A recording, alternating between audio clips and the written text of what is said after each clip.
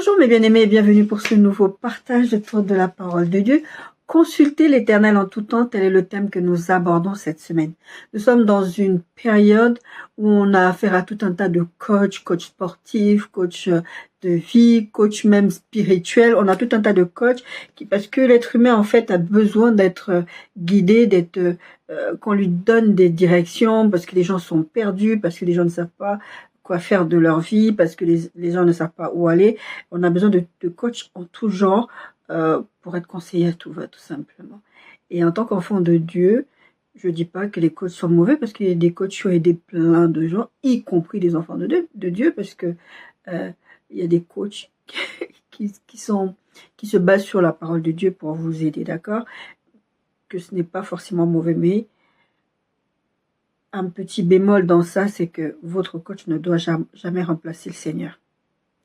Votre coach ne doit jamais remplacer le Saint-Esprit. Votre coach ne doit jamais remplacer la parole de Dieu. D'accord? Nous sommes dans la nouvelle alliance. Qui dit nouvelle alliance dit que même les prophètes qui viennent nous donner des conseils, qui viennent nous donner des directions de la part du Seigneur, on a besoin que le Seigneur vienne nous parler à nous-mêmes. Donc vous ne pouvez pas juste vous baser sur ce qu'un être humain vous dit, parce que l'être humain, même s'il reçoit une parole de Dieu, peut se tromper dans l'interprétation de la parole de Dieu. Moi, quand j'interprète les rêves, quand ça m'arrivait de le faire, je ne le fais plus depuis un moment, mais quand ça m'arrivait, tout simplement parce que personne ne m'en a soumis depuis un moment, quand ça m'arrivait, je donnais l'interprétation et je disais à la personne d'aller consulter le Saint-Esprit. Parce que quand je discernais que c'est un rêve qui venait de Dieu, j'allais dire à la personne d'aller consulter le Saint-Esprit, parce que le Saint-Esprit, c'est celui qui a le dernier mot sur cette situation. C'est Dieu qui a le dernier mot, ce n'est pas un coach, parce qu'encore une fois, une personne peut vous induire en erreur, même en ayant reçu le bon message. Et il est temps que nous, les chrétiens, nous prenions ça au sérieux. Il est temps que les chrétiens apprennent à consulter Dieu. Je me rends compte que beaucoup de chrétiens vont voir les pasteurs, les prophètes, tout plein de gens, pour aller demander qu'est-ce qu'on fait, quelle direction on doit prendre. Il y en a qui vont dire, j'ai prié, Dieu ne m'a pas répondu. C'est pas grave, continue de prier. C'est pas grave, continue d'attendre la direction de Dieu. Ou tu peux aussi demander au Seigneur de donner un mot précis à une personne précise. Tu peux demander ça à Dieu, d'accord? Mais en tout cas, apprenons à consulter Dieu, parce que ce qui est sûr et certain, c'est que si nous ne consultons pas Dieu, je vous ai parlé de coach en tout genre, quelqu'un d'autre va nous donner des directions. Et si vous n'avez pas l'habitude d'être intime avec Dieu, quelqu'un d'autre va vous donner des directions. Et cette personne n'a pas forcément vos intérêts à cœur. Dieu a nos intérêts à cœur. Pourquoi? Parce que nous sommes dans une alliance avec lui. Et à partir du moment où nous sommes dans une alliance avec lui, Dieu veut nous diriger, Dieu veut nous conseiller, Dieu veut nous protéger, Dieu veut nous faire arriver sains et saufs et à bon port.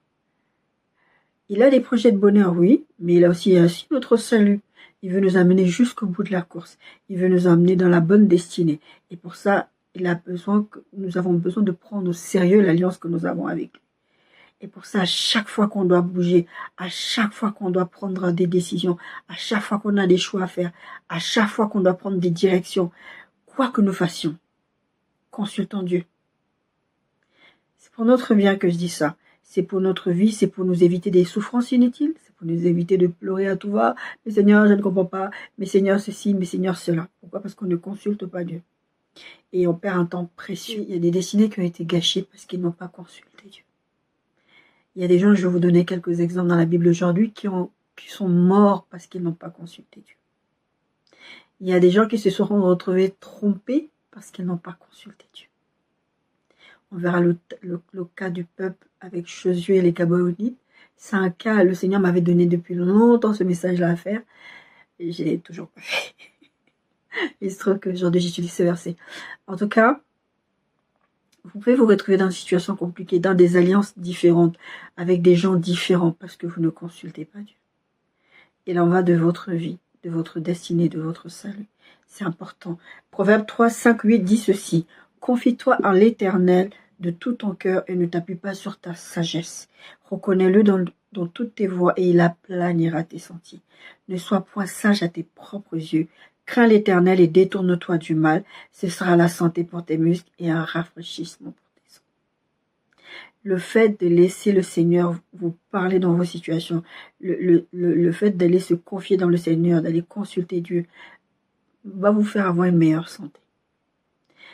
Vous savez, moi, quand quelqu'un me dit, un médecin me dit quelque chose sur ma santé, je ne m'arrête pas à ce que le médecin me dit. Je me confie dans ce que le Seigneur m'a déjà dit. Je me dis, le Seigneur m'a déjà dit quelque chose. Mais quand il s'agit des maladies, hein, le Seigneur m'a donné des diagnostics avant que les médecins eux-mêmes me donnent des diagnostics. Il m'a dit, c'est ça que tu as. Et ça a mis des années avant que l'autre médecin vienne dire, oui, oui, c'est ça que tu as. Bah oui, je savais, le Seigneur me l'avait dit. Donc c'est un rafraîchissement pour mes os, de savoir que à chaque fois que je vais consulter le Seigneur, à chaque fois que je suis dans la présence de Dieu, à chaque fois que je suis en intimité avec Dieu, des fois vous n'avez même pas besoin spécifiquement de consulter le Seigneur. Le fait que vous soyez en intimité avec lui, il va tout le temps, vous allez tout le temps être en fait en train de le consulter sans vous rendre compte que vous le consultez en fait. Et vous allez avoir des réponses sans vous rendre compte que vous êtes vraiment dans un moment de poser des questions. Vous savez, comme quand Dieu est parti voir Salomon dans son sommeil, il va parler, tu veux quoi? Salomon n'est pas allé demander à Dieu, mais Dieu est allé toucher un moment où il était dans un moment de vulnérabilité. Il ne pouvait pas aller cacher ce qui était à l'intérieur de lui.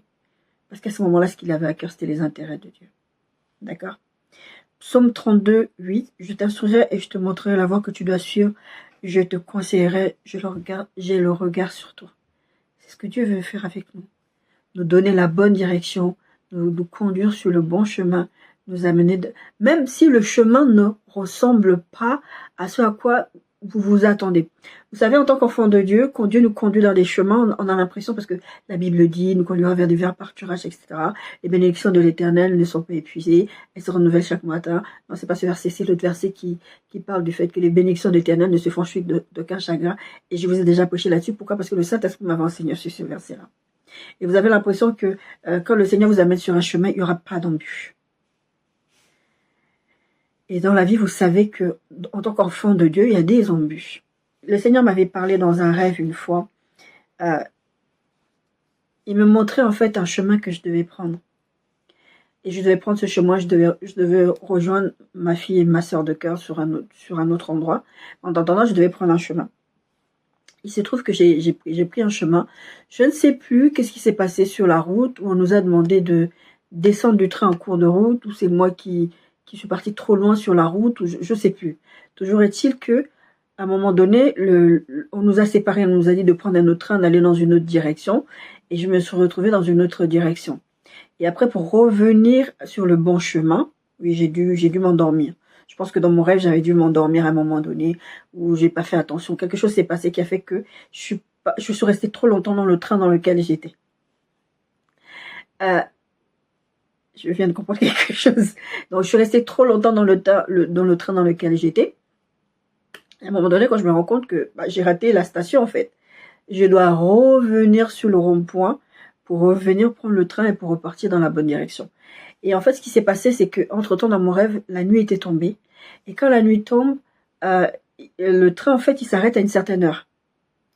Et maintenant, il faut que j'aille dans un autre endroit pour aller prendre une espèce de mini-train qui va m'amener dans une autre direction, qui va m'amener pour pouvoir rattraper le bon train qui m'amenait à bon port.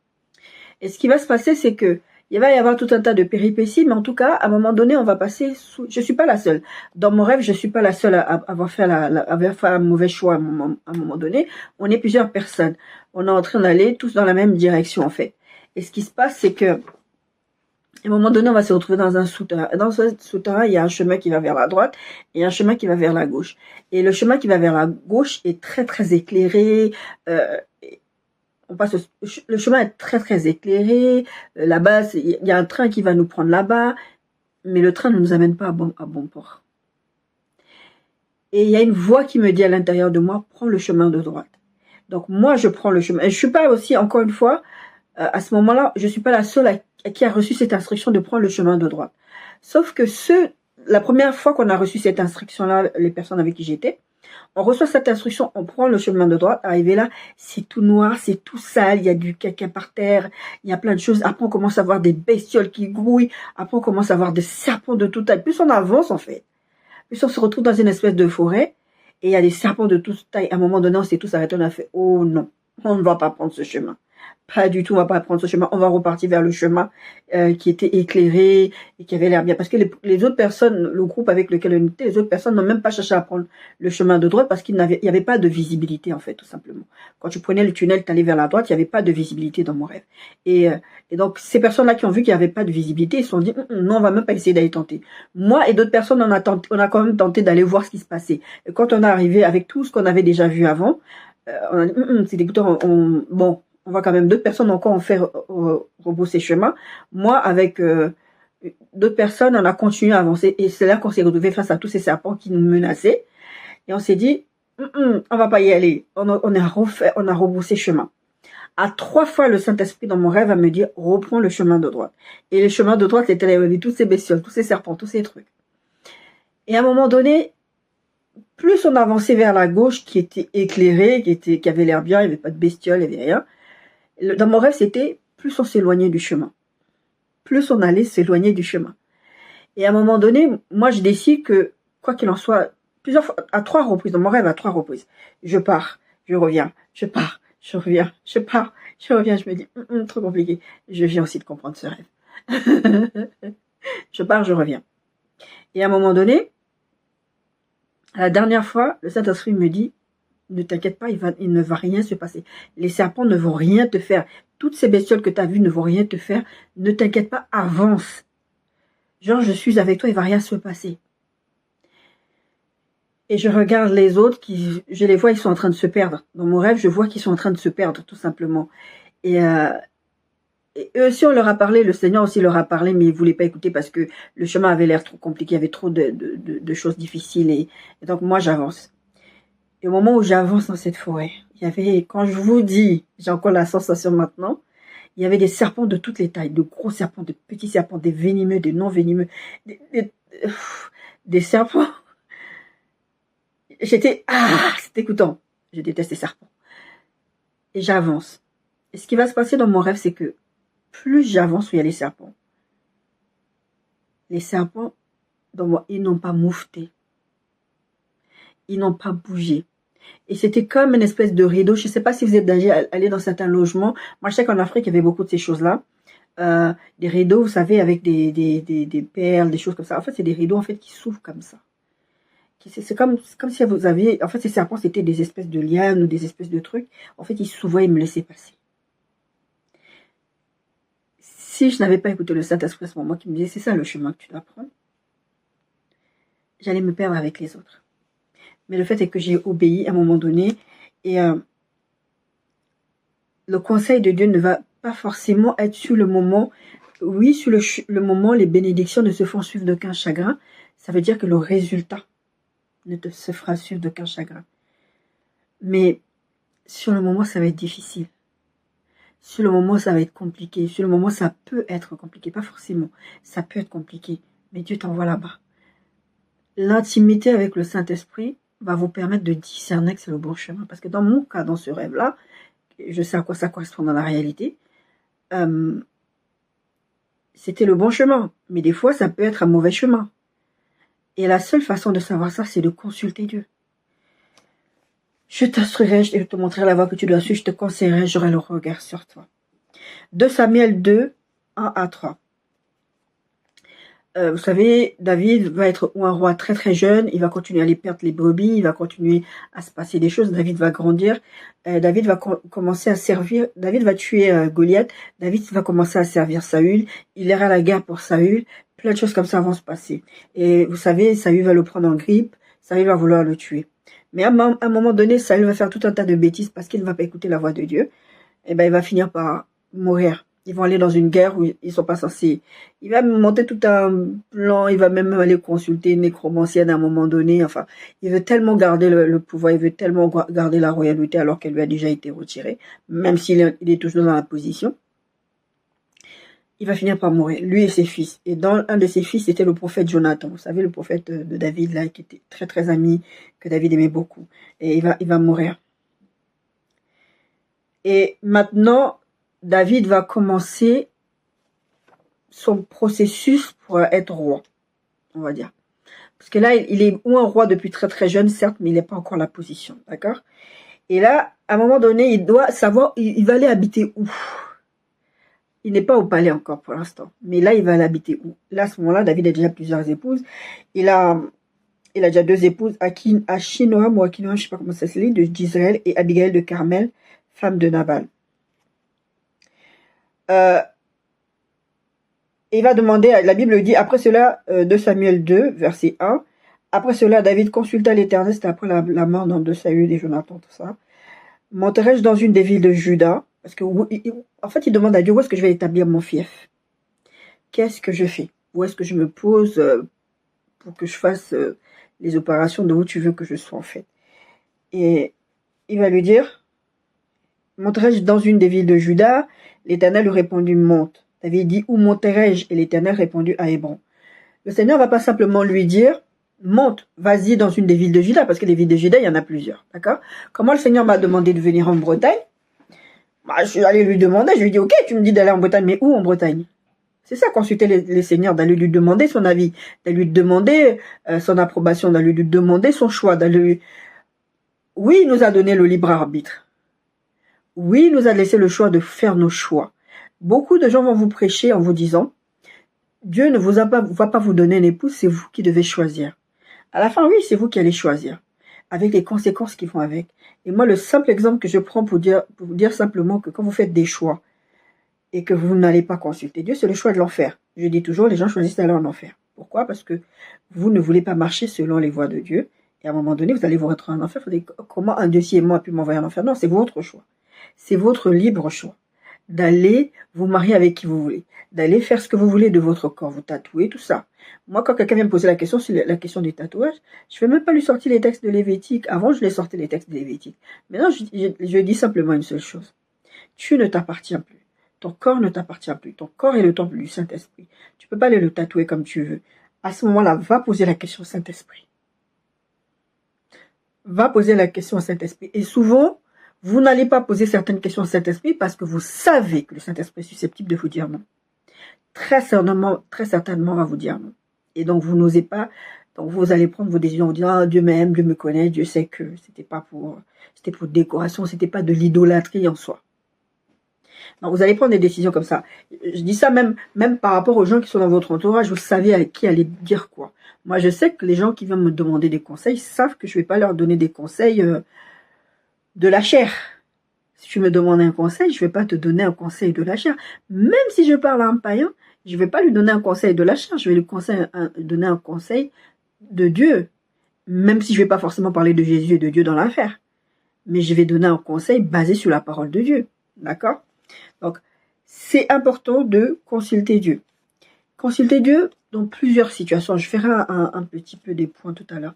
2 Samuel 5, 17, 25, quand les situations se ressemblent. Les Philistins apprirent qu'on avait un David pour roi sur Israël et ils montèrent tous à sa recherche. Il faut le détruire avant qu'il n'ait assis son autorité. D'accord? Il faut le tuer avant ça. Donc David va en être informé, il va descendre dans sa forteresse, il va aller consulter Dieu. Monterai-je contre les Philistins, les livrerai-tu entre mes mains? Et l'Éternel dit à David, monte, car je livrerai les Philistins entre tes mains. David va à Baal-Paratim et il est bâti. Puis il dit, l'Éternel a dispersé mes ennemis devant moi comme des eaux qui s'écoulent. C'est pourquoi on a donné ce nom, le nom de Baal-Paratim. Les Philistins, il les a battus une première fois, d'accord? Même première configuration, David va demander à Dieu, est-ce que je vais me battre contre eux? Qu'est-ce que je fais? C'est un guerrier, David, d'accord? David, il peut très bien se lever, aller faire la guerre. Mais lui, il ne va pas aller faire la guerre pour faire la guerre. Lui, il veut gagner. Parce qu'il a avec lui l'Éternel Dieu des armées. D'accord? Il ne va pas aller faire la guerre pour faire la guerre. Et c'est ce que Moïse, il disait à Dieu quand il disait, nous, on ne part pas sans toi. Parce que Dieu, à un moment donné, va se fâcher. Il a dit, moi, je vous laisse, vous partez vous-même, je ne pars pas avec vous.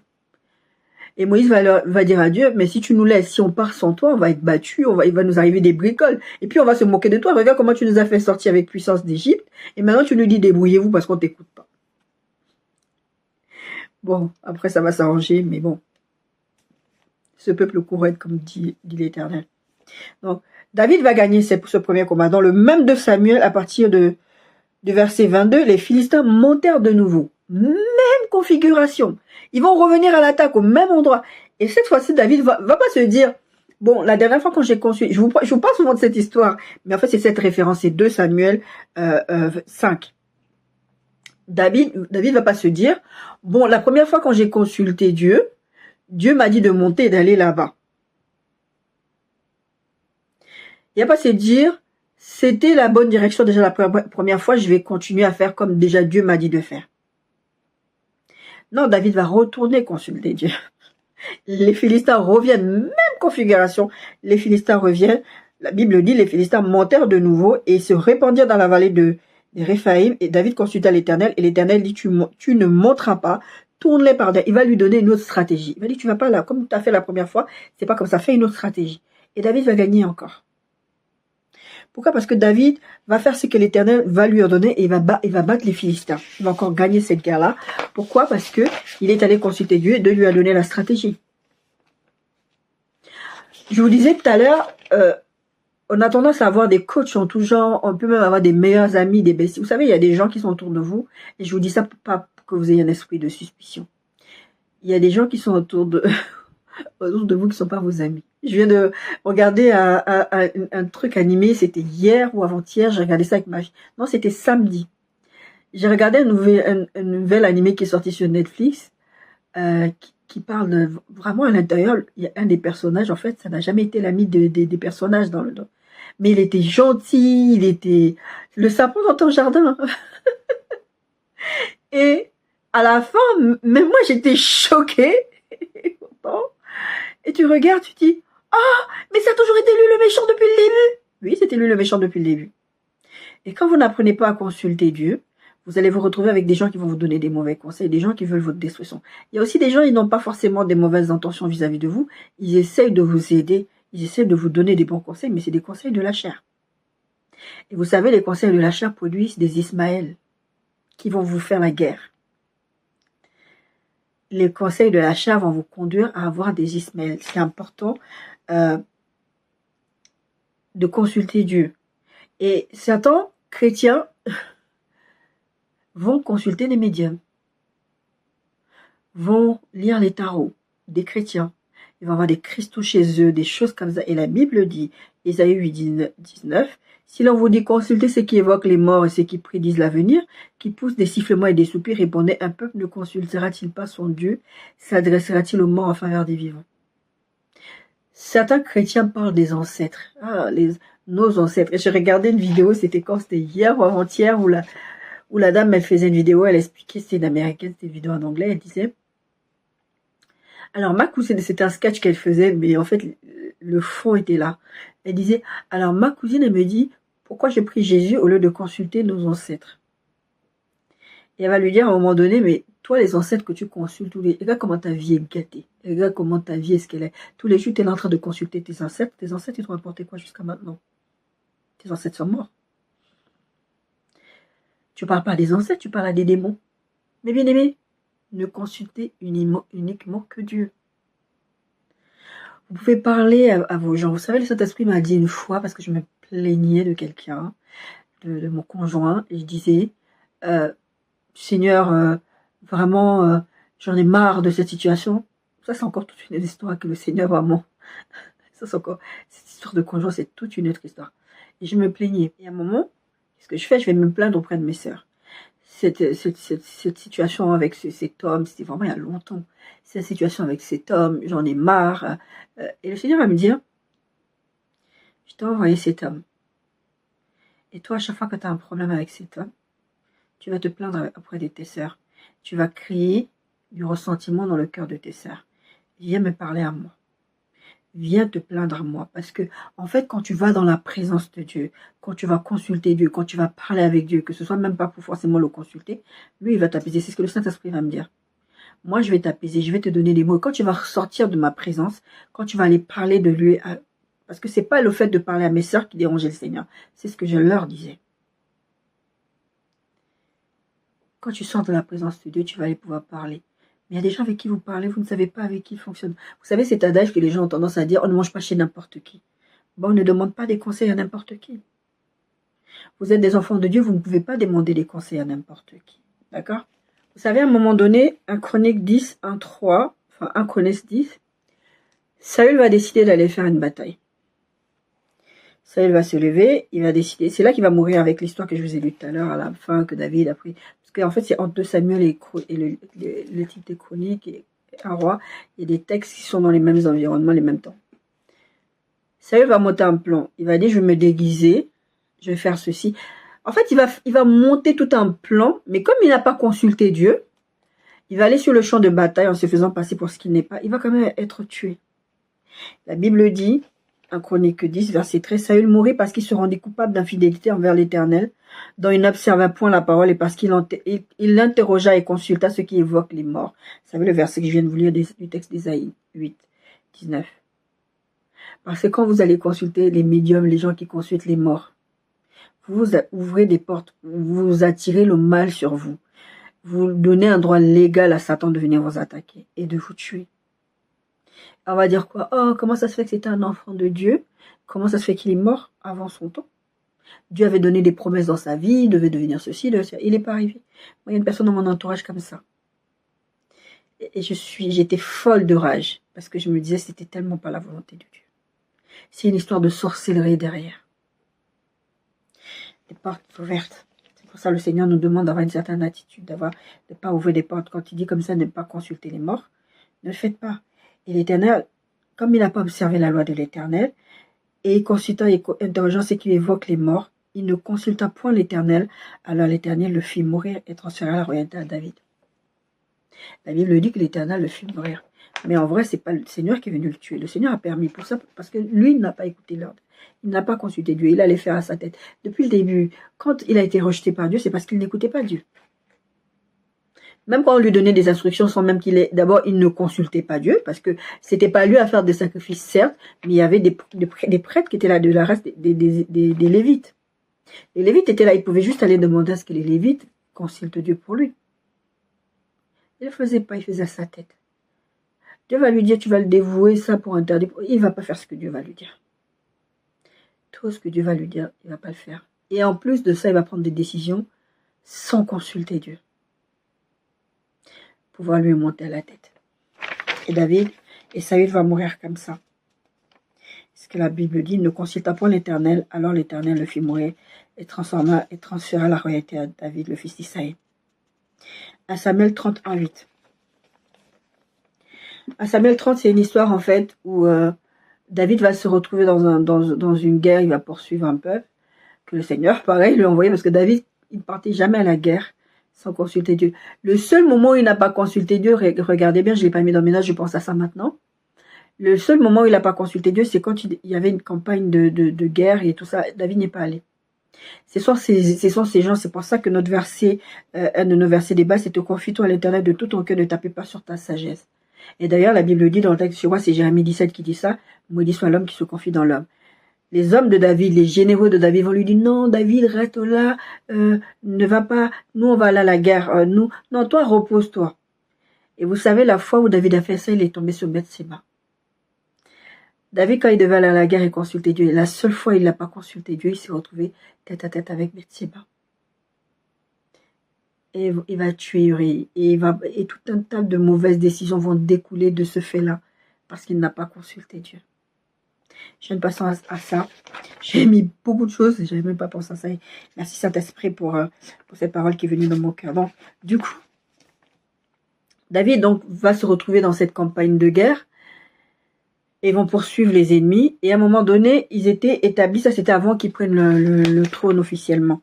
Il est déjà loin, mais ça, c'est avant qu'il ait tout Israël, en fait, sous son commandement, on va dire comme ça. D'accord? Donc, il va arriver, ils vont partir à leur campagne de guerre, et là, ils étaient établis à une ville qui s'appelle Tsiklag. Tsiklag, quand ils sont partis en campagne de guerre, il est parti avec ses hommes, avec ses guerriers, ils sont partis, ils ont laissé les femmes et les enfants, ils sont partis. Et derrière eux, il y a les Amalécites. Vous vous souvenez, les descendants de la fille cadette de Lot. Je vous ai dit, ces peuples-là faisaient que des bêtises. C'était dans leur malédiction comme ça. Bon, bref. Les Amalécites, donc, vont attaquer la ville de Tsiklag pendant que David n'est pas là avec les femmes et les enfants et tout ça. Ils vont tout prendre. Il va pas les tuer, mais ils vont pas les tuer, les femmes, les enfants, tout ça. Mais ils vont les prendre, ils vont les amener avec eux. et ils vont brûler la ville. Ils vont brûler la ville, ils vont prendre les enfants, ils vont partir. David et ses gens arrivèrent à la ville, et voici, elle était brûlée, et leurs femmes, leurs fils et leurs filles étaient amenés captifs. David fut dans une grande angoisse. Vous savez, à un moment donné, c'est difficile. Vous êtes sous pression.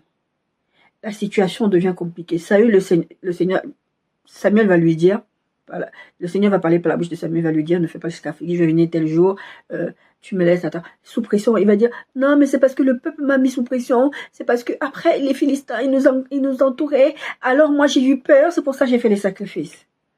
David là est sous pression. Car le peuple parlait de le lapider, parce que tous avaient de l'amertume dans l'âme, chacun à cause de ses fils et de ses filles, mais David reprit courage en s'appuyant sur l'Éternel son Dieu. La Bible dit, il va dire au sacrificateur Abiatar, fils d'Achimélec, apporte-moi donc l'éphod. L'Abiatar apporta l'éphod. Et l'éphod, là, il y avait des instruments comme ça qui permettaient d'aller consulter Dieu. Dans une situation de détresse, dans une situation de pression, j'ai un message qui vient dessus, David va aller consulter Dieu. Ils sont en train de menacer de le frapper. David va aller consulter Dieu. Moïse va faire la même. Le peuple ils vont dire, non, on va retourner en Égypte, ils vont vouloir les lapider. Non, un chat pour retourner. Lui, il va se jeter. D'abord, il va leur dire, ne faites pas ça. Et puis, lui, il va aller voir Dieu, il va dire, regarde. David va aller consulter Dieu dans cette situation de pression. Et le Seigneur va répondre. La Bible dit, verset 8, 1 Samuel 30, verset 8, David consulta l'Éternel en disant, poursuivrai-je ces troupes, l'atteindrai-je? Et l'Éternel lui répondit, oui, poursuis, quand tu l'atteindras, tu le délivreras. Et c'est ce qui va se passer. David a réussi à récupérer les femmes et les enfants. Et en fait, il y a une partie des troupes de David qui étaient épuisées, des hommes de David qui étaient épuisés. Ils vont rester à Tsiklag, enfin, ils vont rester dans les environs. Ils vont pas aller poursuivre les Amalécites. Et ceux-là, en fait, quand ils vont aller délivrer, ils vont avoir des biens, du butin, ils vont récupérer les femmes, les enfants, etc. Et ils vont dire, ah non, ceux qui sont pas venus avec nous, ben on leur donne que leurs femmes et leurs enfants, leur donnent pas les biens. David, qui est le cœur de Dieu. David n'était pas parfait, mais il avait les intérêts de Dieu à cœur. David va dire non. Ils se sont arrêtés là-bas. Ils ne sont pas venus avec nous sur cette campagne-là, pas parce qu'ils ne le voulaient pas, mais parce qu'ils étaient épuisés. Donc, on va pas seulement leur rendre leurs enfants et leurs femmes, on va aussi leur donner une partie du butin. Ce qui va se passer. D'accord? Sous pression, David va consulter le Seigneur. Nous, quand on est sous pression, on va appeler le tonton, la tata, je trouve pas le travail, on va paniquer. Même si la situation est difficile, même si la pression est forte, vous devez consulter Dieu. Vous n'avez pas le choix. Votre vie, des fois, vous ne vous rendez pas compte comment votre vie en dépend. Je viens de vous donner l'exemple de Saül, mais il y a tellement d'exemples comme ça. Ananias et Saphira dans le Nouveau Testament, ils vont mettre les biens en commun, ils vont faire des tas de choses, ils ne vont pas consulter Dieu. Je ne sais plus c'était l'apôtre qui va lui dire à un moment donné, c'était Pierre, qui va lui dire, mais en fait, si tu avais vendu ton terrain, si vous aviez vendu votre terrain, mais l'argent, c'était pour vous. En fait, c'est pas parce que tu vois les autres, je vous avais parlé de ça quand je vous parlais de récompense, je sais plus. Bon, bref, en tout cas, ça vous revient, c'est votre argent. C'est vrai que là, on a mis en place un système que on met ensemble nos biens communs, on veut absolument partager nos biens. Et en fait, eux, ils voulaient bien se faire voir pour dire que nous, si on a vendu notre terrain, on a donné tout l'argent qu'on a récolté, on a mis dans le pot commun. Et c'est pas ce qu'ils avaient fait. Ils avaient gardé une partie de l'argent. Et là, je crois que c'était l'apôtre Pierre qui va leur dire à un moment donné, mais en fait, si vous aviez vendu, vous n'étiez pas obligé de tout nous donner. En fait, c'était votre argent. Pourquoi vous mentez au Saint-Esprit? Et ils vont mourir comme ça, Ananias et Saphira. Parce qu'ils vont vouloir transformer une situation qui était tellement simple en situation compliquée. Si tu prends le temps d'être dans la présence de Dieu, tu ne prends pas des décisions bêtes comme ça. Tu vas pas te dire, oh, mais comme les impôts vont bientôt taper à ma porte, je vais tricher un peu, je vais mettre une petite virgule là, je vais peut-être faire ça. Vous allez avoir des problèmes. Vous allez avoir des problèmes. Exemple de Jésus. Quand je parle de consulter Dieu, c'est souvent dans la prière. C'est dans la prière. Moi, je dis très souvent, je ne sais pas prier. En fait, je me rends compte que je sais prier. C'est juste que, en fait, je ne prie pas comme je voudrais prier. Vous savez, quand les disciples sont allés voir Jésus, aller lui dire apprends-nous à prier. C'est ça, en fait. Des fois, j'ai l'impression que je ne sais pas prier. Alors que je prie, je sais prier. C'est juste que, dans mon entendement, des fois, j'ai l'impression que je ne sais pas prier. Donc, Jésus priait beaucoup. C'est-à-dire que Jésus parlait beaucoup avec Dieu. Il recevait beaucoup d'instructions parce qu'il allait prier beaucoup. parce qu'il allait demander l'avis de Dieu. Il ne faisait rien sans être dans la présence de Dieu. Et le Saint-Esprit habitait avec lui. C'est pour ça qu'il va dire, il vaut mieux que je m'en aille, comme ça l'Esprit va venir et vous allez recevoir. Et en fait, tout ce qu'on va faire va dépendre du fait que l'Esprit habite en nous. Mais Jésus, à ce moment-là, il a lu la plénitude du Saint-Esprit. Vraiment, le Saint-Esprit est que dans lui. S'il part pas, le Saint-Esprit est que dans lui. D'accord? Donc, Jésus va passer son temps à prier, en fait, pour que le Seigneur le conduise où il doit aller, qu'est-ce qu'il doit faire. Maintenant, les situations difficiles. Matthieu 26, 36 à 42, on va dire.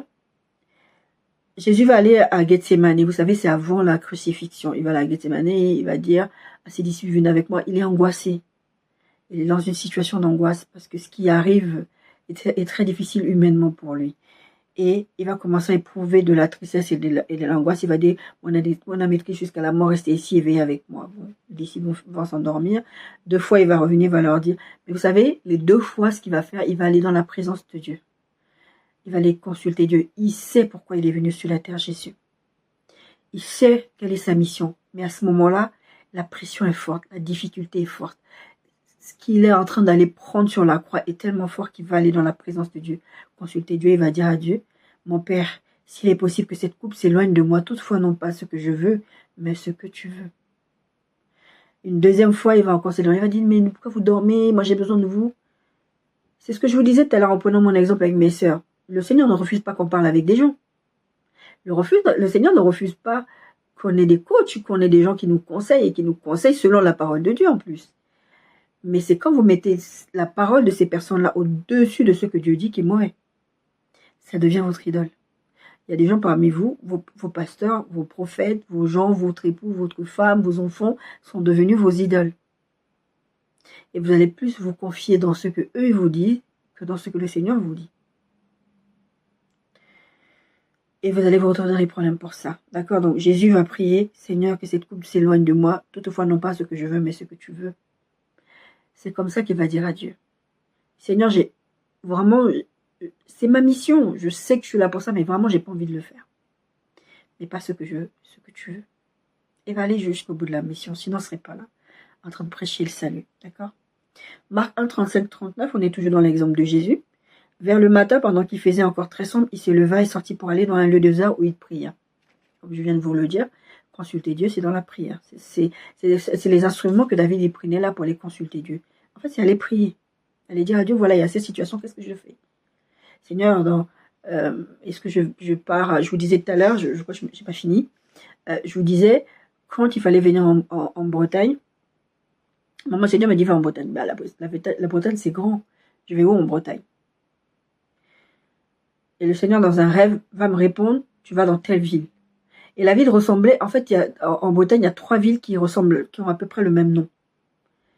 Et dans une des villes, je suis partie avec ma fille, une fois pour aller visiter, je me suis dit, bon, je peux pas aller aux 3, parce que financièrement, je pouvais pas. Et donc, j'ai choisi un seul, et c'était pas le bon endroit. Et un jour, j'ai dit au Seigneur, vraiment, tu peux me confirmer? Et le Seigneur va confirmer. Vous savez, quand David dit, la Bible dit que David comme ça, est-ce que je monte? Il va lui dire monte. J'aime bien en fait ces textes-là. Il n'y a pas des longues phrases de Dieu, il n'y a pas des longues phrases de oui, donc tu vois, tu comprends. Non, il va lui dire, est-ce que je monte? Il va dire monte. Est-ce que je descends? N'y va pas. Truc très simple. Et c'est ce que le Seigneur a fait avec moi, avec cette histoire de Bretagne. Donc là, ce qui va se passer, Jésus va aller prier, va aller demander à Dieu qu'est-ce qu'il doit faire pour la suite. Parce que Jésus ne faisait pas ce qu'il faisait, il ne faisait pas des miracles, toutes ces démonstrations de puissance, juste tout seul, comme ça, il se levait et partait. C'est comme je vous dis souvent avec l'histoire de Élie, le Tishbite, là, Élie le grand prophète, il ne s'est pas élevé, il a fermé le ciel, parce que beaucoup de gens prêchent là-dessus. Donc, ah, ma parole, j'ai fermé le ciel. Non, Élie n'a pas fermé le ciel à sa parole tout seul. Élie, il était dans la présence de Dieu continuellement, au point que le cœur à cœur avec Dieu était tellement fort qu'il pouvait fermer le ciel, parce qu'il allait dans la direction de Dieu. Et vous allez vous en rendre compte, à force d'être intime avec Dieu, à force de marcher avec le Saint-Esprit, à force de parler avec Dieu, de lui poser, je vous dis très souvent, poser des questions à Dieu. Seigneur aime qu'on soit dépendant de lui, qu'on se sente quelque part vraiment, entre guillemets, perdu sans lui. Même si je sais, même si je connais mon sujet, bah, on est des pécheurs d'hommes, on a péché toute la nuit, on n'a pas pris le péché. Bon, sur ta parole, j'irai jeter le filet. S'ils n'avaient pas écouté Jésus, ils n'allaient pas avoir une pêche miraculeuse. Il y a eu deux épisodes de cette pêche miraculeuse. Donc Jésus, il va aller prier dans un lieu désert, il va aller prier. Simon et ceux qui étaient avec lui se mirent à sa recherche. Et quand ils lui retrouvaient, ils lui dirent, tous te cherchent. Il répondait, allons ailleurs dans les bourgades voisines afin que j'y prêche aussi, car c'est pour cela que je suis sorti. Car c'est pour cela que je suis sorti. La Bible dit, verset 35, vers le matin, il est parti prier. Et il explique que c'est d'ici, c'est pour ça qu'il est sorti. Pourquoi? Parce qu'il a une instruction dans son temps avec Dieu d'aller prêcher là-bas aussi. D'aller à l'endroit où ils vont pouvoir y aller. Et il alla prêcher dans les synagogues par toute la Galilée et il chassa les démons. Parce qu'il a pris ce temps d'aller consulter Dieu, qu'est-ce que je fais? Vers où je vais? Quand le Saint-Esprit va dire à Paul va dire, on va aller à tel endroit, on va aller apporter la parole de Dieu à tel endroit. Et le Saint-Esprit la Bible dit que Paul va dire que le Saint-Esprit les en a péché. Pourquoi? Parce qu'ils étaient tellement en intimité avec Dieu, ils allaient consulter tellement Dieu tout le temps, ils marchaient tout le temps avec ce que Dieu leur disait, que même s'ils étaient en train de servir Dieu et qu'ils partaient pour l'évangélisation, le Saint-Esprit va leur en empêcher parce que vous devez aller c'était en Macédoine, je crois. D'accord? Mais s'ils n'avaient pas consulté Dieu, s'ils ne marchaient pas avec le conseil du Saint-Esprit, ben ils seraient allés faire ce qu'ils avaient l'intention de faire. Et on aurait dit, oh, mais ils ont servi Dieu, mais peut-être qu'il y aurait eu des portes fermées, peut-être qu'il serait passé des catastrophes, peut-être qu'il n'y aura pas eu autant de guérison, il n'y aura pas eu autant de salut, ou quelque chose, ou peut-être, quels que soient les peut-être, mais en tout cas, quand vous n'êtes pas dans la direction de Dieu, il y a des choses qui se passent. Tout simplement. Quand vous consultez Dieu, vous faites la volonté de Dieu. Jésus va dire que, c'est Jean 15,5 qui dit ça, souvent, je suis le seul, vous êtes les sarments, sans moi, vous ne pouvez rien faire. Car sans moi, vous ne pouvez rien faire. Vous ne pouvez pas juste décider, je vais à gauche, je vais à droite. Je vous ai donné mon rêve tout à l'heure. Bah, si je me basais que sur moi-même, et d'ailleurs, ce rêve correspond à quelque chose qui m'arrive dans ma vie. Si je m'écoute, je vais aller au chemin qui a l'air bien, qui a l'air éclairé, qui a l'air vraiment, c'est le bon chemin. Mais c'est pas le chemin où Dieu veut m'envoyer. Oui, le chemin que je te montre, c'est le chemin qui a l'air compliqué, mais les bénédictions de l'Éternel ne se font suivre d'aucun chagrin. Ça veut dire que le résultat ne sera suivi d'aucun chagrin. Mais ça ne veut pas dire que sur le parcours, il n'y aura pas des difficultés. Donc, si tu n'apprends pas à être intime avec Dieu et le consulter Dieu, pour moi, c'est la même chose. Si tu n'apprends, parce qu'en fait, quand tu es intime avec Dieu, tu vas le consulter, c'est vrai, mais aussi, en fait, dans l'intimité, le Seigneur va venir te dire des choses, tout simplement. Il y a des choses que moi, j'ai jamais demandé à Dieu qu'il est venu me dire. J'ai consulté Dieu parce que j'étais dans cette situation où ma fille vivait du harcèlement scolaire, où je vivais des attaques sur attaques spirituelles, familiales, ecclésiastiques, je vivais de la persécution. Et je suis allée consulter Dieu. J'ai dit, Seigneur, qu'est-ce qui se passe? Est-ce que je sentais est-ce que c'est un moyen pour moi de partir d'ici? Mais je ne voulais pas fuir une situation. Et je suis allée consulter Dieu. Seigneur, qu'est-ce que je fais? Est-ce que tu es en train d'attirer mon attention dans cette situation? Ou est-ce que cette situation, c'est toi qui me mets à l'épreuve pour que j'augmente ma foi et que je sois beaucoup plus confiante et que je sois plus proche de toi? Et le Seigneur va me répondre, mais en fait, je veux que tu partes. Mais si je n'étais pas allée consulter Dieu, j'aurais continué à subir ce que j'étais en train de subir. Et j'allais me dire, ouais, c'est Dieu qui essaie de me rendre forte. Il y a des situations que vous vivez, vous êtes dans des difficultés. Pourquoi? Vous croyez que c'est Dieu qui essaie de vous fortifier. Mais en fait, allez consulter Dieu. Allez consulter Dieu. Des fois, vous êtes dans des situations vous êtes dans des déserts, des lieux de sécheresse et de désert. Allez consulter Dieu. Je parlais de ça à ma sœur, je crois que c'était hier ou ce matin, je ne sais plus quand est-ce que je lui ai envoyé le message parce qu'elle m'a posé une question dans ce sens-là. Je lui ai pris deux cas. Le cas de Abraham, Dieu va lui dire quitte, pars. Et le cas de Naomi, elle-même, elle va quitter parce qu'il y a la famille. Alors ils ont juste resté là. La seule façon de savoir entre ces deux cas-là, est-ce que je pars, est-ce que je reste, c'est la direction de Dieu. C'est quand tu vas consulter Dieu qui va te dire, en fait, même si c'est caillou-là pour cette saison. Et comme je dis souvent, les saisons, c'est pas forcément une semaine, 2 semaines, 1 an. Ça peut être plusieurs années, les saisons. D'accord? Avec Dieu, les saisons, ça peut être plusieurs années. Donc, quand vous allez consulter Dieu, le Seigneur va vous donner une direction. Monte, va te battre, ferme ta bouche. Il y a des situations où le Seigneur, je voulais aller parler, le Seigneur m'a dit tais-toi, garde le silence. Parce que je voulais aller me défendre, dire que ce que vous êtes en train de faire, c'est pas bien, vous dites que vous êtes des chrétiens. Le Seigneur m'a dit, tais-toi. Et à ce moment, je fais une situation où, vraiment, j'en ai marre, je dis à Dieu, mais Seigneur, cette situation, comporte-toi comme ça. Pourquoi? Parce que je suis dans la présence de Dieu. Et je fais quoi là? Parce que là, c'est bon, je suis au bout là. Je sais plus quoi faire, je sais même plus comment prier dans cette situation. Parce que ça dure quand même depuis des années, cette situation. Allez toujours consulter Dieu. Vous ne pouvez rien faire. Vous ne pouvez pas prendre des directions. Vous ne pouvez pas déménager. Vous ne pouvez pas vous marier. Je ne sais pas si vous réalisez avec qui vous faites des alliances des fois. Que ce soit dans le mariage, que ce soit dans le travail, même dans votre recherche tout simplement. Vous ne pouvez pas y aller sans consulter Dieu. Je disais à ma fille l'autre jour qui fait des études de psychologie, je lui disais, parce qu'elle se disait, mais j'espère que c'est vraiment Dieu qui nous a conduits là. J'ai dit, Julien, on a prié, on a jeûné, on a demandé la direction de Dieu. Des fois, Dieu est dans le silence, et dans ce silence, il y a une espèce de paix. Que si Dieu ne veut pas te voir là-dedans, il te l'aurait dit. Pourquoi? Parce que tu lui as demandé. Le Seigneur ne reste pas dans le silence pour rester dans le silence. Il a toujours une raison pour laquelle il est dans le silence. Mais en tout cas, quand vous voulez connaître la vie, la direction de Dieu, l'approbation, vous voulez avoir l'approbation de Dieu, vous voulez avoir le choix de Dieu pour vous, vous devez aller le consulter. Vous pouvez pas aller dans, comme j'ai dit, vous pouvez pas aller dans des alliances, des mariages, des choses comme ça, vous ne savez pas à qui vous allez vous signer des contrats, des alliances. Une fois, le Seigneur va me dire de ne pas signer un contrat, un truc d'église. Parce que je voulais faire la préparation au ministère pastoral. Le Seigneur m'a dit, tu ne vas pas faire cette formation dans cette église-là. Tu ne signes pas. Je ne comprenais pas. Bon, après, il va m'expliquer pourquoi. Mais je ne comprenais pas parce que moi, j'ai dit, mais Seigneur, tu m'appelles le ministère. Là, c'est l'occasion d'aller me former proprement. Bah, le Seigneur m'a dit, c'est moi qui te forme. Ça ne veut pas dire que je n'irai pas forcément faire peut-être des études plus tard.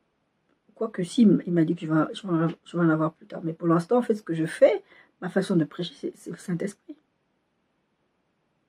faut dire que je ne veux pas, il m'avait dit ceci, je ne veux pas que quelqu'un se prenne la gloire de ce que je vais faire avec toi. Mais je vais lui demander ce que je fais. Une fois, ça m'est arrivé de ne pas être allé consulter Dieu. Systématiquement, même pour servir à l'église, je consulte le Seigneur. Une fois, je ne l'ai pas fait. Je me suis dit, j'étais là, je veux servir le Seigneur. J'ai donné ma candidature pour dire j'aimerais servir et tout à l'église, qu'est-ce que je peux faire. Je donne ma candidature. Je n'ai pas consulté Dieu. Et ils m'ont pas répondu pendant des semaines, même des mois, il me semble. Et puis un jour, ils sont venus vers moi pour me dire, oui, on va faire une réunion pour les gens qui veulent servir, finalement. Et à ce moment-là, je commençais à sentir que c'était une mauvaise idée ce que tu as fait parce que tu n'as pas demandé à Dieu. D'habitude, tu demandes même pour servir à l'église, tu demandes à Dieu. Et je commençais à sentir que le Seigneur n'était pas d'accord avec moi parce que j'étais vraiment, c'était pas agité, vraiment, j'étais dérangée par ça. Et on fait cette réunion et on dit, les choses sont dites, ouais, Nadia, toi, te voilà, etc., etc. Puis moi, à un moment, je vais dire, par contre, je dois vous dire un truc. Je ne fais jamais rien sans consulter Dieu. Je vais aller consulter Dieu. J'aurais dû le faire avant, je ne l'ai pas fait avant, mais je vais d'abord aller consulter Dieu. Ils l'ont très très mal pris. Pourquoi? Parce que tu es à l'église, tu sers à l'église. Je vais entendre des phrases du genre, tout ce que ta main trouve à faire, fais-le. Comment Dieu peut être contre le fait que tu sers? Je viens de vous prendre cet exemple, ils vont vouloir aller à tel endroit pour aller servir Dieu. Le Saint-Esprit va les en empêcher, il va les envoyer ailleurs. Pas dans la même église, pas dans le même endroit, ils voulaient aller ailleurs. C'est pas que Dieu est contre que vous serviez. Enfin, si Dieu vous dit non, c'est non. Et quand j'ai dit ça, mais comme je vous dis, ils l'ont vraiment très très très mal pris. Je suis allée consulter Dieu. J'ai dit à Dieu, j'ai dit Seigneur, j'ai demandé pardon à Dieu. Je me suis d'abord repentie d'avoir pris une décision comme ça. Comme le texte de Jean 15:5 dit, sans moi vous pouvez rien faire. Je suis le Saint, vous êtes les saints. Moi, sans moi vous pouvez rien faire.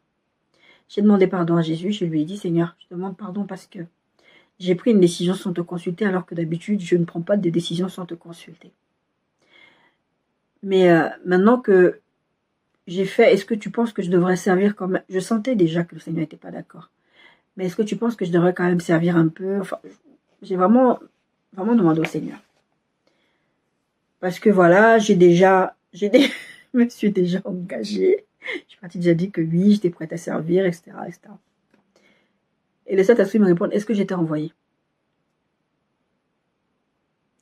quand tu es parti te présenter, est-ce que je t'avais envoyé?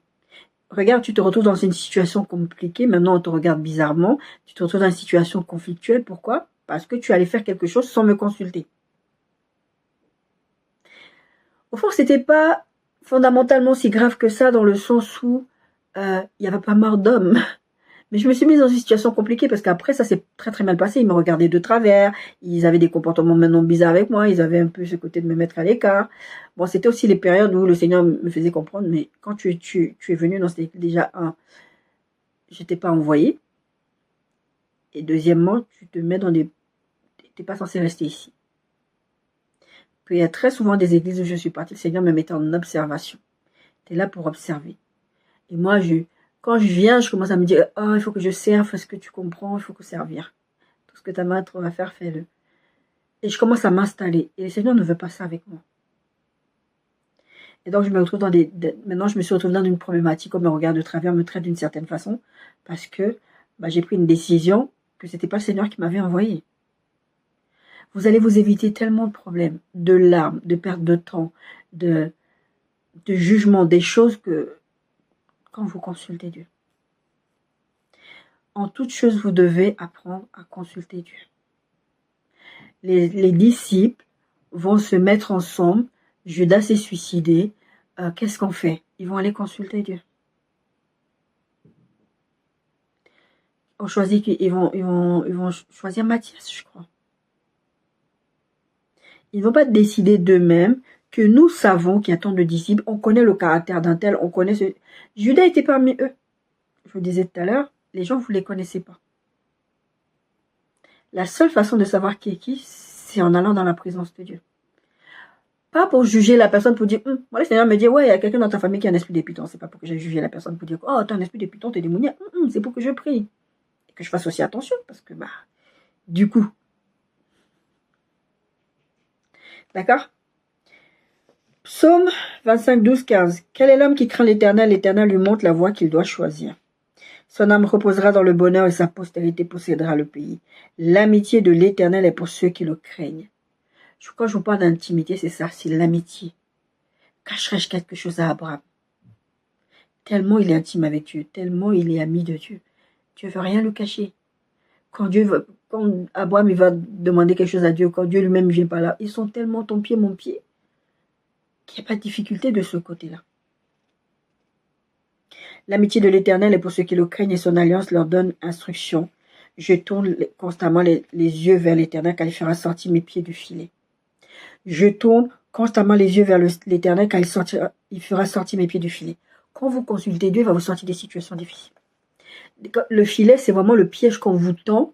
Comme je vous dis, des gens, vous ne savez pas à qui vous avez affaire. Vous ne savez pas dans quelle situation. Vous allez aller vouloir signer un contrat. Vous allez aller vous marier avec quelqu'un avec qui vous ne devez pas vous marier. Et vous allez avoir des problèmes. La personne de votre destinée, elle est la personne de votre destinée parce que c'est elle qui va faire le temps avec vous sur cette terre. Et c'est surtout la personne qui va servir les intérêts de Dieu avec vous. Vous ne vous mariez pas d'abord pour vous. Vous vous mariez pour Dieu. Parce que vous avez une destinée que vous devez régler devant le Seigneur. Vous devez suivre devant le Seigneur, je veux dire.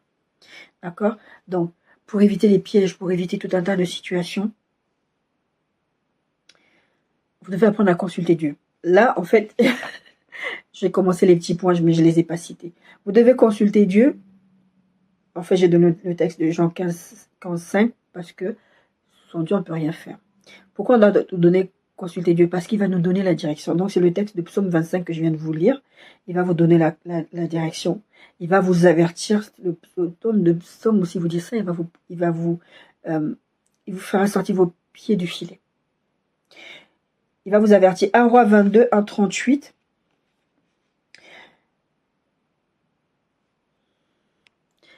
Josaphat, un roi de Juda, Akab, le roi d'Israël. D'accord? Nord et sud.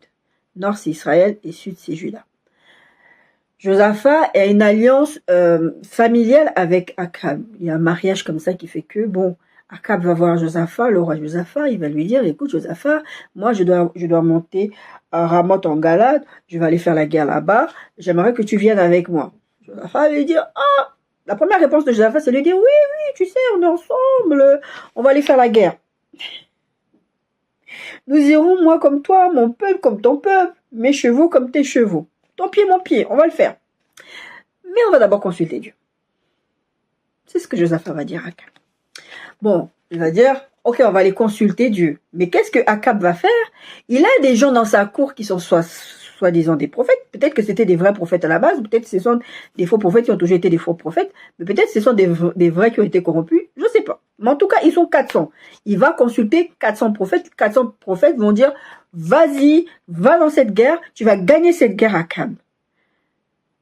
Josaphat, quand il va entendre tous ces tralalala de ces 400 prophètes, Josaphat aurait pu dire, 400 quand même, ils ont corroboré ça, 400. Josaphat, il discerne, parce que Josaphat marche avec Dieu. Josaphat a la crainte de Dieu. D'ailleurs, Josaphat va se retrouver dans 2-3 fois situation dans ce genre-là. Il va aller s'allier avec des gens bizarres, et le Seigneur va le sortir de là à chaque fois, parce qu'il marche avec Dieu. Donc oui, des fois, vous êtes avec des gens avec qui vous marchez, qui sont loin de vous conseiller, d'être de bons conseillers. Pourquoi? Parce qu'ils marchent loin de Dieu, et vous croyez que ces personnes marchent avec Dieu. Akab est un roi d'Israël, mais on sait qui est Akab, d'accord? Et Josaphat va dire, je suis pas d'accord avec cette parole. 400 prophètes, la Bible dit. Puis Josaphat dit au roi d'Israël, consulte maintenant, je te prie, la parole de l'Éternel. Le roi d'Israël assembla les prophètes au nombre d'environ 400 et leur dit, irai-je attaquer Ramoth en Galate ou dois-je y renoncer? Et ils répondirent, monte et le Seigneur te livrera entre les mains du roi. Et Josaphat va dire, non, il n'y a pas vraiment quelqu'un qui parle ici de la parole de Dieu. Est-ce qu'il n'y a pas un vrai prophète, Josaphat? Mais Josaphat dit, n'y a-t-il plus aussi aucun prophète de l'Éternel par qui nous puissions le consulter?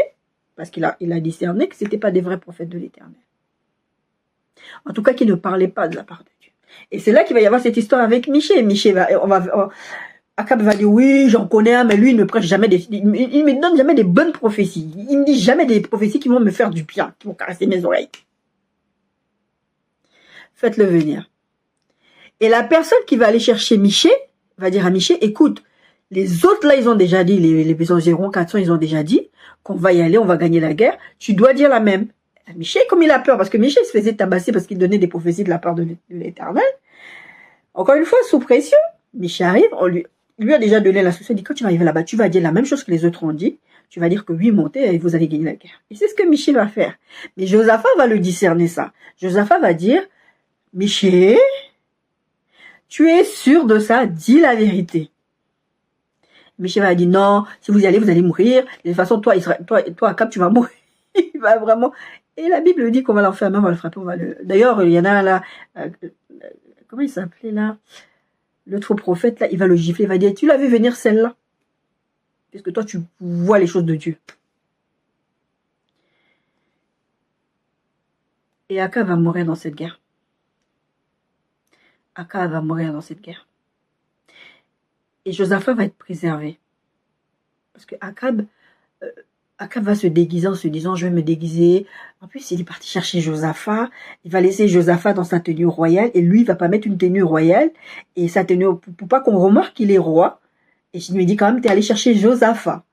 Tu laisses Josaphat en tenue royale pour que Josaphat se fasse tuer. Mais heureusement que le Seigneur est avec Josaphat. Josaphat va être sauvé. Mais Akab va quand même mourir. Il y a une flèche qui va faire un truc bizarre. La Bible dit, le truc que la flèche l'a fait, ça va quand même frapper Akab. Et Akab va mourir quand même. Parce que Akab n'a pas consulté Dieu. Akab est un roi d'Israël, censé être le peuple de Dieu. Mais Akab, la Bible dit, non seulement lui, il faisait que des bêtises, mais en plus, il a encore épousé Jézabel. Et Jézabel a consulté les morts, les autres divinités. Donc lui, ça lui faisait du bien d'entendre des faux prophètes lui dire des choses qui lui caressaient les oreilles. Parce que ça lui faisait du bien. Il va mourir. Donc, je vous ai dit, il vous donne la direction, il vous avertit, il vous protège, il vous donne du succès. Jacob se retrouve chez Laban. Jacob, Dieu va lui donner une stratégie avec les bêtes pour qu'il puisse avoir du succès. Et Jacob va dire, si ce n'était le Dieu de mon père, là, il allait m'arriver que du sale avec toi, Laban. Parce que Laban, en fait, il faisait tout pour piéger, il voulait garder Jacob chez lui. Le même Laban qui lui a fait d'abord travailler 7 ans, lui dit, ouais, je vais te donner Rachel, t'inquiète. Pardon, je vais te donner Rachel. T'inquiète, travaille 7 ans. Tu sais, on est famille, on est... 7 ans juste, donne pas la dot, t'as pas les moyens, donne pas la dot. 7 ans, vas-y. Vous savez, comme Saül qui va dire à David, oh, ramène-moi 100 prépuces de Philistins. Je me dis, mais Saül, il a déjà tué un Goliath. Bref. Et Dieu va donner une stratégie, parce que Jacob marche avec l'Éternel. Quelles que soient les bêtises que Jacob fait, Jacob marche avec l'Éternel. Et Dieu va donner une stratégie à Jacob. Et Jacob va avoir du succès. Et d'ailleurs, là-bas, on avait conscience que tellement que Jacob il marchait avec Dieu, il avait du succès dans sa maison à cause de Jacob. Grâce à Jacob. Potiphar avait conscience aussi que la présence de Joseph faisait qu'il réussissait dans ses entreprises. D'accord? Pourquoi? Quand vous allez dans la présence de Dieu, il va vous donner les stratégies. J'ai un message que le Seigneur m'avait fait préparer, je ne l'ai pas encore prêché, sur le fait de faire des business. Dieu donne l'intelligence des business aux gens. Vous ne pouvez pas juste vous lever à aller créer une entreprise, même si Dieu a mis ça dans votre cœur. Si vous ne donnez pas la stratégie, vous ne remettez pas, vous ne consultez pas Dieu, vous pouvez être appelé à être un entrepreneur et vous casser la figure parce que vous ne consultez pas Dieu. Je connais quelqu'un qui se faisait squatter son logement. Et le Seigneur va me dire, la personne qui squatte son logement va partir d'elle-même. Bon, lui, il va quand même aller contacter un avocat et tout ça. Je me dis, mais t'as gaspillé de l'argent avec un avocat. Le Seigneur m'avait dit qu'elle allait partir, cette personne. Et elle allait partir. T'allais gaspiller de l'argent. Donc, il y a des situations que vous allez vivre, des échecs, alors que vous êtes censé vivre du succès, comme dans le cas de Jacob chez Laban. Jacob, il va avoir du succès parce qu'il consultait Dieu, il marche avec Dieu. Donc, Dieu, le Seigneur allait lui dire ce qu'il devait faire. Et c'est ce qu'il a fait. Les bêtes d'acheter, moucheter, les trucs comme ça. C'est extraordinaire comme histoire. Juge 18, 1-6. En ces temps-là, il n'y avait point de roi en Israël, et la tribu des Danites se cherchait une possession pour s'établir, car jusqu'à ces jours, il n'y était point d'échu d'héritage au milieu des tribus d'Israël. Vous savez, la tribu de Dan, ils n'avaient pas droit de terre. Il y a une histoire bizarre derrière, j'en en parlerai peut-être une prochaine fois. Donc les fils de Dan prirent sur eux tous parmi les familles 5 hommes vaillants, ils vont les envoyer à Tsoréa pour explorer le pays. Parce qu'ils se disent, bon, peut-être on va aller s'installer là-bas, puisqu'on n'a pas des terres à nous. Parce qu'ils avaient été punis. Il leur dit, allez examiner le pays, et ils arrivent dans la montagne d'Éphraïm jusqu'à la maison de Mika, et ils passèrent la nuit. Personne qui s'appelle Mika. Comme ils étaient près de la maison de Mika, ils reconnurent la voix du jeune Lévite, s'approchèrent de lui. Qui t'a amené ici? Que fais-tu dans ce lieu? Et qu'as-tu ici? Il leur répondit, Mika, Mika fait pour moi telle et telle chose. Donc Mika, le chef de cette maison-là, fait du bien à ce jeune Lévite. Vous savez, ce sacrificateur. Il me fait du bien, il me donne ça, il me fait ci, il me fait ça. Et ils vont lui demander, donc à ces gens, des personnes de la tribu de Dan, ils vont demander à ce jeune homme, ce jeune Lévite, consulte le Seigneur pour nous, afin que nous sachions si notre voyage aura du succès. Et le prêtre leur répondit, allez en paix, le voyage que vous faites est sous le regard de l'Éternel. Il vous donne du succès. Quand vous consultez Dieu, il va vous protéger. Il va vous dire, va à tel endroit, ne va pas à tel endroit.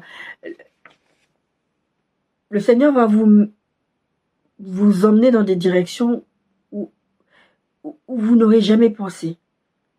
Il va vous amener dans des décisions où vous n'aurez jamais pu les prendre.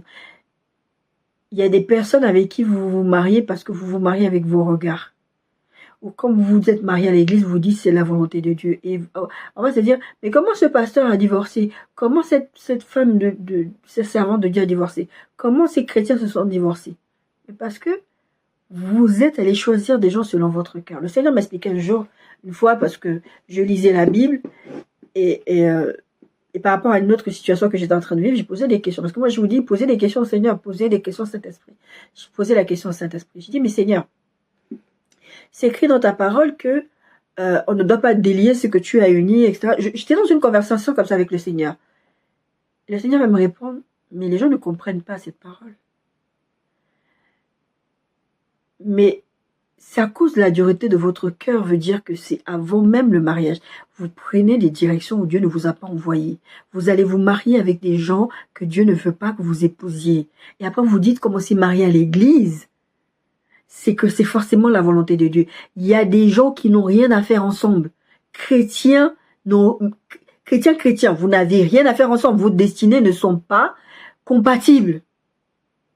Et vous dites comment c'est marié à l'église, le pasteur a béni, donc c'était la volonté de Dieu. Non, c'était pas la volonté de Dieu. Et quand il y a des problèmes, vous vous posez la question pourquoi il y a des problèmes. Ça ne veut pas dire que non plus dans un couple où Dieu est derrière, il n'y aura pas de problème. Mais en fait, vous êtes dans une situation où vous savez que Dieu est derrière ça, vous allez vous comporter différemment. Moi, j'ai un problème. Seigneur, tu m'as dit que c'était ton enfant, je vais te consulter. Pareil, tu me dis que c'est lui l'homme de ma vie. Moi, je ne me prends pas la tête avec. Je prends la tête avec toi. C'est toi qui m'a amené dans cette situation. Il vous donne du succès. Proverbe 3:6. Confie-toi 3:5-8. Confie-toi dans l'Éternel dans tout ton cœur, ne t'appuie pas sur ta sagesse. Reconnais-le dans toutes tes voies et il aplanira tes sentiers. Il aplanira tes sentiers. Il te donnera du succès. Il fera en sorte que, même si le chemin est épineux, tu arriveras à bon port. C'est ce que je vous disais en préambule. L'autre point, c'est qu'il vous donne la sagesse. Et ça, on peut prendre les rêves de Joseph, de Daniel, les situations où Joseph a interprété des rêves et à un moment, il va dire non, c'est pas moi, c'est... Joseph répondait à Pharaon, Genèse 41:16, en disant ce n'est pas moi, c'est Dieu qui donnera une réponse favorable à Pharaon. Et c'est ce que Joseph va faire, il va interpréter le rêve, parce qu'il va aller consulter Dieu et c'est Dieu qui va répondre par rapport au rêve que Pharaon a fait sur les vaches grasses, les épis. Bon, écoute, tu me racontes une histoire de vaches grasses et de vaches maigres, des vaches qui mangent de l'autre. Les vaches, c'est pas carnivore à la base, hein, c'est herbivore. Comment une vache va manger En plus, c'est une vache maigre qui va manger une vache grasse. C'est quand même bizarre ton affaire. Si Joseph n'était pas allé consulter Dieu, comment vous pensez qu'il aurait pu avoir cette réponse? Même situation, Daniel 10, situation qui se pose. Daniel dit, attends, on est sur cette sortie de situation, on est encore à Babylone, c'est comment? Il va consulter Dieu. La Bible dit, Daniel 10:12, il me dit, Daniel, c'est Dieu qui va envoyer un ange, l'ange peut venir par là à Daniel, ne crains rien, car dès le premier jour où tu as eu à cœur de comprendre, de t'humilier devant Dieu, tes paroles ont été entendues, et c'est à cause de tes paroles que je viens. Il va vous donner la sagesse, il va vous donner la compréhension des situations, il va vous donner les stratégies de combat et de prière. Moi, je me suis dit, mais je me suis pas mariée parce que l'impudicité, le Seigneur m'a expliqué il n'y a pas longtemps. C'était pas que l'impudicité, d'ailleurs l'impudicité, le Seigneur m'a expliqué, tu m'as demandé pardon, je t'ai pardonné, pourquoi tu restes sur cette affaire? Oui, ça a retardé, mais ça n'annule pas mon projet pour toi.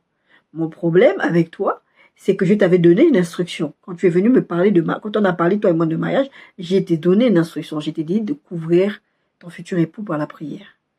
Et c'est pas ce que tu as fait.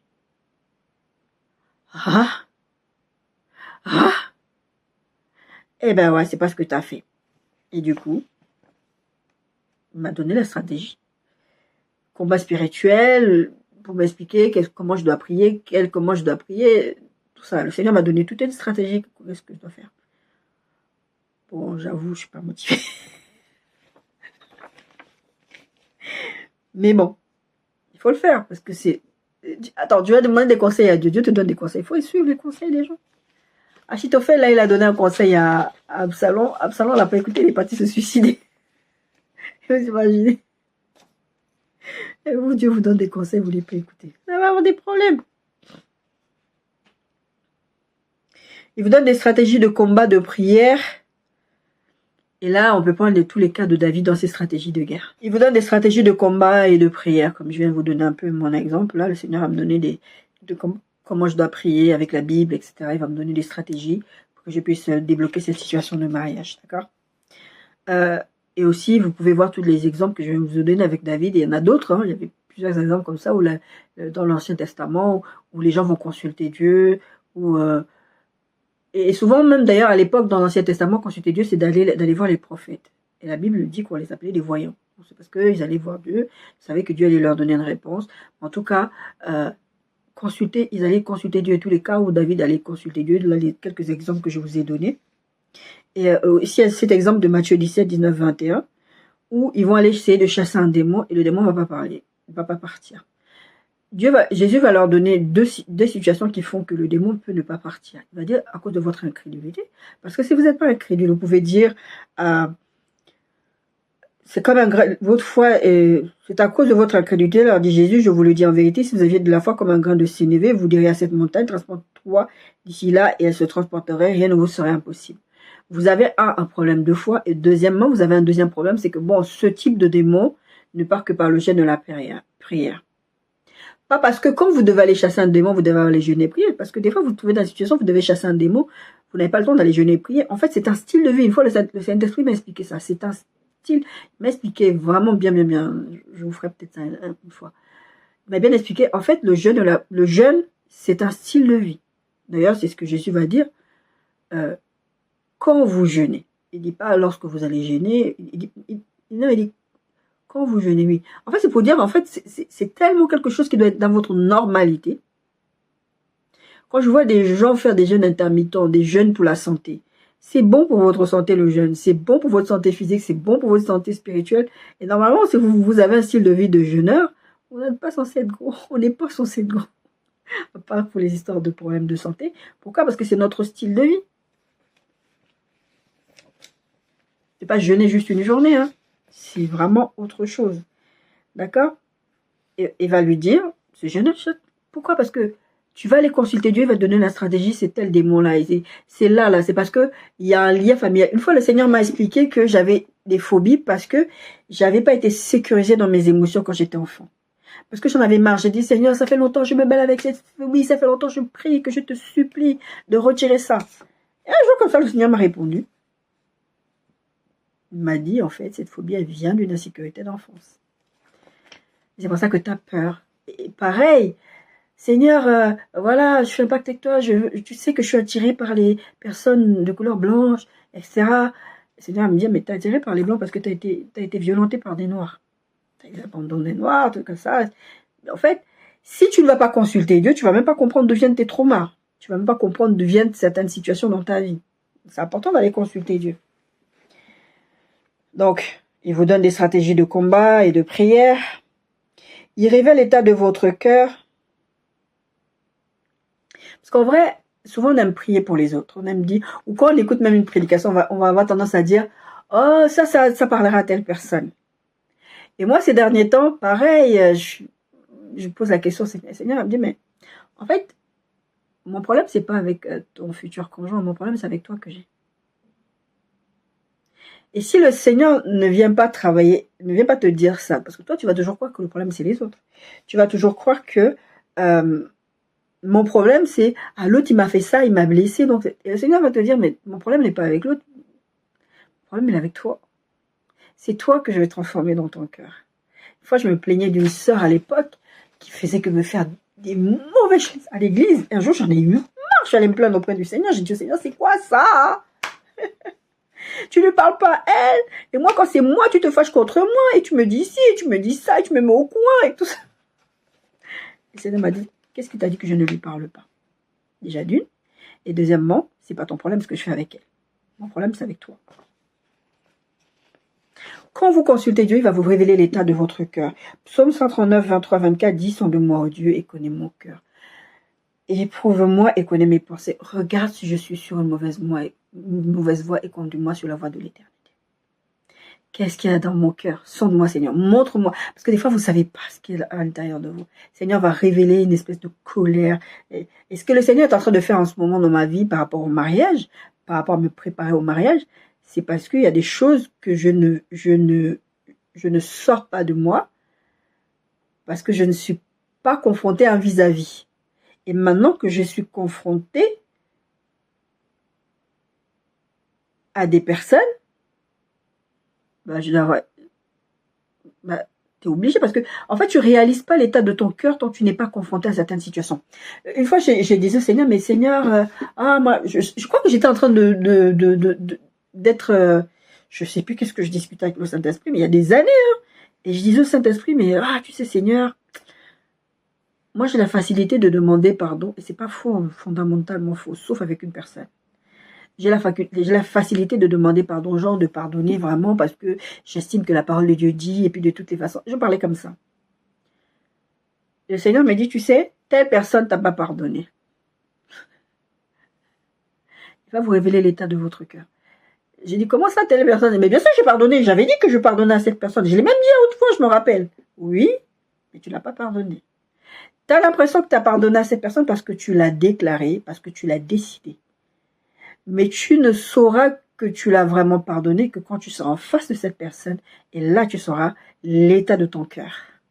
Effectivement, quand je me suis retrouvée face à cette personne, surtout c'est une personne qui avait abusé sexuellement de moi, j'ai réalisé que je n'avais pas pardonné à cette personne. Maintenant, c'est fait. Mais à l'époque, je fréquentais pas, je n'avais pas contact avec cette personne. C'est une personne de ma famille. Donc, forcément, le fait de consulter Dieu, d'aller dans la présence de Dieu, de savoir, il va dire, ouais, mais ton cœur, là, tu penses que, mais en fait, non. Pour connaître votre avenir, savoir quelles études ou travail vous devez faire, vous devez consulter Dieu. J'en ai parlé déjà un tout petit peu. Pareil pour votre futur conjoint. Il va révéler des secrets, des choses que vous n'êtes pas censé savoir. C'est un peu l'histoire que je vous disais tout à l'heure, cacherai-je quelque chose à Abraham. Daniel 2, 22 à 28. Nebuchadnezzar va faire des rêves, il va voir des choses tellement étranges, ça va le déranger, il va pas se souvenir de tout ce qu'il a vu, il va se dire, c'est bizarre, il va être agité. La Bible dit qu'il va avoir l'esprit agité, il ne pouvait plus dormir. Ça va tellement le perturber qu'il va dire, bon, faites venir mes astrologues, mes magiciens, tous ces gens-là, ils vont venir me dire qu'est-ce qui se passe là, qu'est-ce que j'ai rêvé. Et puis d'ailleurs, c'est lui qui me dit pas qu'est-ce que j'ai rêvé, il me donne l'interprétation, je vous zigouille tous. Et les gens lui disent, mais ces magiciens, ces astrologues, mais comment tu veux qu'on sache déjà un de ce que tu as rêvé? Parce qu'il dit, il faut me raconter le rêve. Et en plus, il faut me donner l'interprétation. Comment tu veux qu'on sache ce que tu as rêvé? Et qu'en plus de ça, on doit te donner l'interprétation. Mais nous, on n'a pas ce pouvoir-là déjà. Et Daniel va aller prier. Daniel va aller voir les Shadrach et Abednego. Il va aller leur dire, Daniel 2, verset 17. Ensuite, Daniel allait dans sa maison. Il instruisait de cette affaire à Anania, Michaël et Azaria. Donc, c'est Abednego et l'autre. Ses compagnons les engageant à implorer la miséricorde des dieux des cieux, afin qu'on ne fût pas péri Daniel et ses compagnons avec le reste des sages de Babylone. Alors le secret fut révélé à Daniel dans une vision pendant la nuit, et Daniel bénit le Dieu des cieux. Parce que Daniel va aller dans la présence de Dieu encore une fois, et Dieu va le révéler. Et Daniel va dire au roi Nebuchadnezzar, avant de lui donner le rêve et l'interprétation de rêve, à lui il appartient la sagesse. Il dit, béni soit le nom de Dieu d'éternité en éternité, à lui appartient la sagesse et la force. C'est lui qui change les temps et les circonstances, qui ravasse ce qui est établi les rois, qui donne la sagesse et aux sages et la science à ceux qui ont de l'intelligence. Il révèle ce qui est profond et caché, il donne ce qui est il connaît ce qui est dans les ténèbres, et la lumière demeure avec lui. Et après, il va lui demander, le roi, il va lui demander que tu sais de quoi j'ai rêvé. Et Daniel va lui dire, mais il va dire ceci. Mais il y a dans les cieux un Dieu qui révèle les secrets et qui fait connaître au roi Nebuchadnezzar ce qui arrivera dans la suite des temps. Voici ton songe et les visions que tu as eues sur ta couche. Et Daniel va lui raconter ce qu'il a rêvé. Et Daniel va lui en donner l'interprétation. C'est cette histoire avec ses statues qu'il va faire après. En tout cas, Dieu va vous révéler des secrets. Encore une fois, je vous parle des fois des gens, des situations à votre travail. Il y a des choses qui se passent des fois à votre travail, vous savez pas ce qu'il en est. Des fois dans votre couple, vous comprenez pas pourquoi votre conjoint se comporte d'une certaine façon.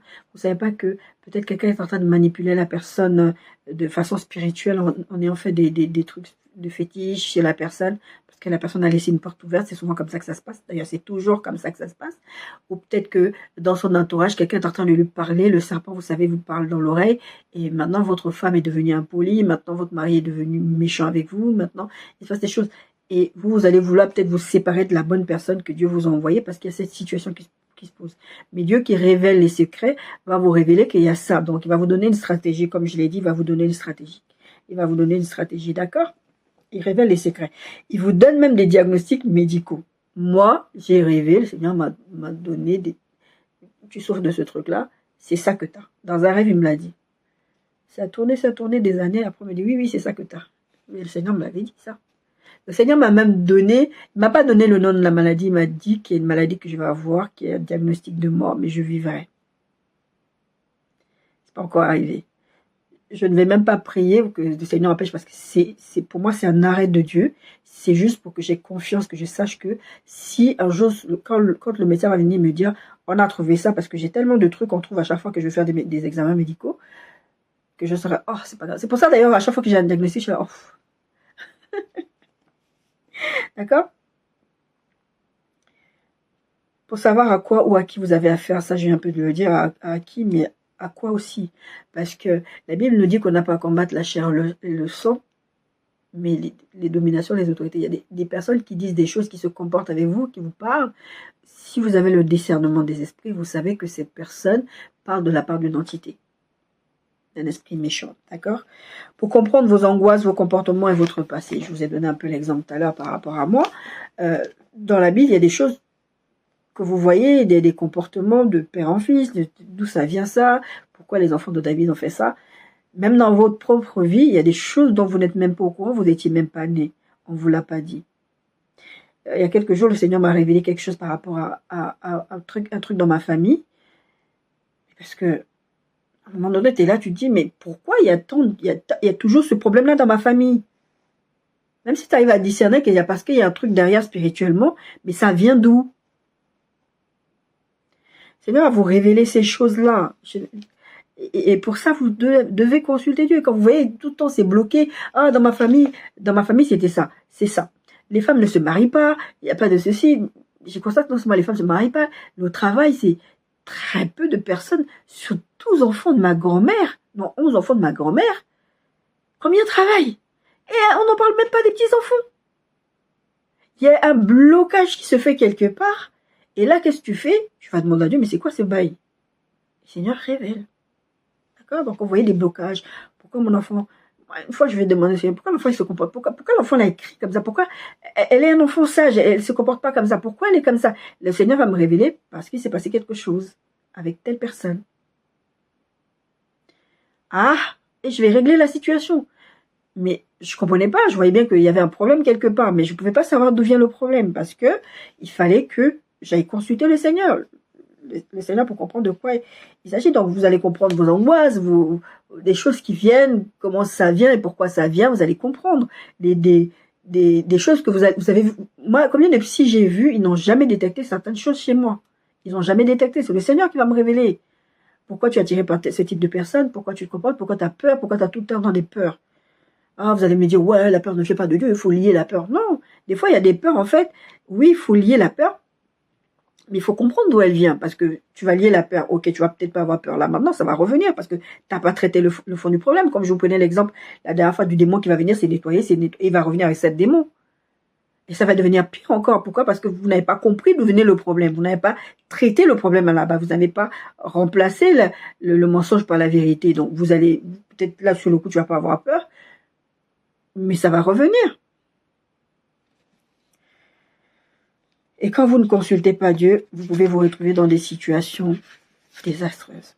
Et là, malheureusement, j'ai plus beaucoup de temps. Je vais devoir m'arrêter ici. Et je vais continuer la semaine prochaine, les conséquences de quand on ne consulte pas Dieu.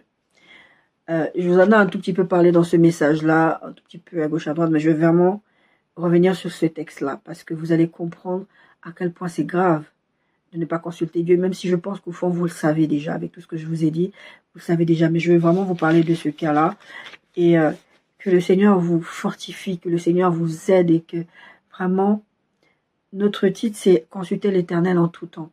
Consultez l'Éternel en tout temps. Consultez l'Éternel même pour vos habits. Je ne saurais jamais assez vous en parler. Vous savez le nombre de témoignages que j'ai entendus quand les gens disaient, allez poser la question à Dieu, comment je m'habille, des situations d'évangélisation où quelqu'un avait prié chez lui, qui avait perdu la foi, dit, mais je veux qu'une personne vienne avec une chaussure bleue, une chaussette bleue, une chaussure rouge, à tel café, à tel endroit, et le Seigneur a répondu. Parce que l'autre côté, quelqu'un a dit, qu'est-ce que je porte aujourd'hui? Comment je m'habille aujourd'hui? Qu'est-ce que je porte comme chaussette? J'ai une de mes sœurs de cœur qui avait consulté Dieu sur sa tenue. Ah, Seigneur, tu vois, j'aime bien. Le Seigneur lui a dit non. C'est pour ça que quand je vous parlais tout à l'heure de tatouage, faites attention. Allez demander à Dieu, est-ce que je devrais faire ce tatouage-là? Est-ce que je devrais aller dans cette direction-là? Soyez bénis.